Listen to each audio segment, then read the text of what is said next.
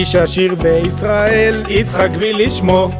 איש עשיר וכבר קומה, רק כסף בראשו. רואה חשבון של דרור, של זריני הוא מנטור. כל מע"מ עבר דרכו, יצחק איש עשיר, עשיר, עשיר. איש עשיר, איש עשיר, איש עשיר, איש עשיר. יום אחד קרה מקרה, בעוסק פטור. העסקה הייתה קטנה, יצחק הרגיש בזבוז.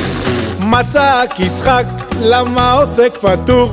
חברה בעם זה מינימום, יצחק איש עשיר, עשיר, עשיר.